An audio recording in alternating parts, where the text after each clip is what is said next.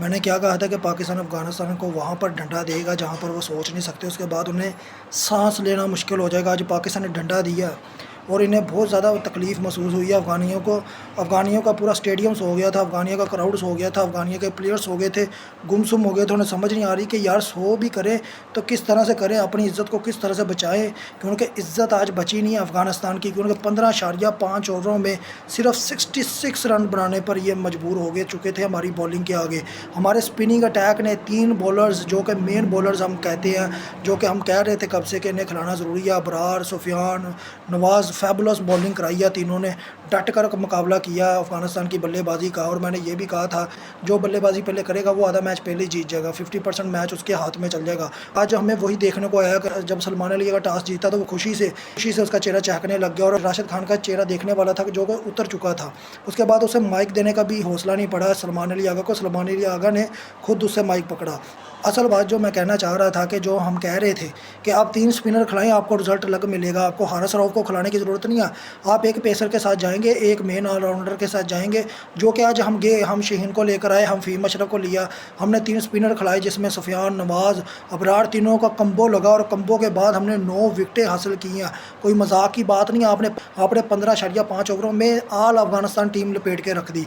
आज पिच बहुत मुश्किल थी, 50-50% पिच थी, और जिस तरह से आज अगर हमारे 3 बल्लेबाज़ जिनका मैं नाम लेना चाहूँगा, जिसमें सबसे पहले आता है फ़खर जिसने 27 मारा, फिर सलमान अली आगा ने 24 मारा, और मोहम्मद नवाज़ ने तो एब्सोल्युटली आज बहुत अच्छी परफॉर्मेंस दिया है। एज़ ऑलराउंडर उसने परफॉर्मेंस दी है, 21 पे 25 मारा, और जिस तरह से उसने 5 विकेटें लपेटी हैं, और उसमें से 3 उसने डक आउट किए हैं, 3 डक आउट, जिसमें जन्नत करीम आता है, उमर ज़ई आता है, फिर दरवेश आता है। मैं कहता हूँ फैबुलस नवाज़ की बॉलिंग थी। नवाज़ ने मैच को बिल्कुल पलट के रख दिया और अफ़गानिस्तान को सांस नहीं लेने दिया। अगर देखा जाए तो उसके साथ ही मदद की है अबरार ने मोहम्मद नबी की विकेट ली, फिर उसने सदीक अतल की ली, फिर इसी तरह से सुफियान मकीम ने नीचे से आके होल्ड संभाला। इस तरह से ये बात साबित होगी कि आप अपने स्पिनरों के बगैर कभी भी मैच नहीं जीत सकते। अगर पाकिस्तान का शुरू से अगर अटैक देखा जाए बॉलिंग में, तो वो स्पिनिंग अटैक है। आपको पता होगा 2011 का वर्ल्ड कप इंडिया के अंदर, उसमें हफीज़ था, शाहिद अफरीदी था, सईद जमल था, कैसा कम्बो था कि जिसके अंदर वो फिर हमने इंडिया की टीम को भी बहुत टफ टाइम दिया था।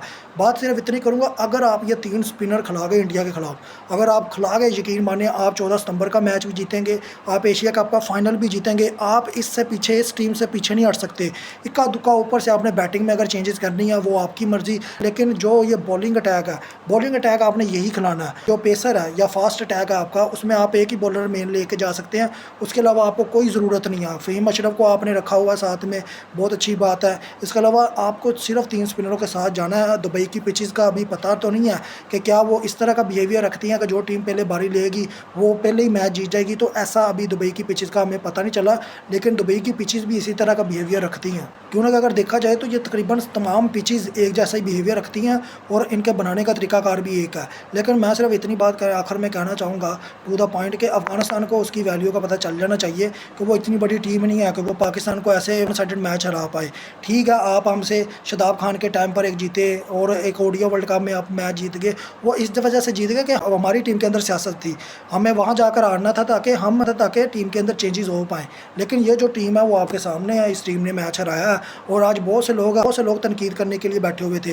रिजवान बाबर की पीआर तैयार थी, तनवीर अहमद तैयार था, राशिद लतीफ़ तैयार था, इसके अलावा वासित अली तैयार था, शोएब अख्तर भी तैयार था कि जी ये जीत नहीं सकते, हम तो फाइनल भी जीत गए, हमने अफगानिस्तान को 2 मैच भी हरा दिए। राशिद खान के जो सबसे बड़े बॉल थे कि जी हम तो पाकिस्तान को 1 मैच भी जीतने की इजाज़त नहीं देंगे, हम 2 के 2 मैच जीते चले, 1 हारे, वो 18 रन से हम हारे। हमने इनको डबल रन करके दिया, डबल से भी ट्रिपल रन में इनको हराया, हमने 75 रन से इन्हें हार दिया।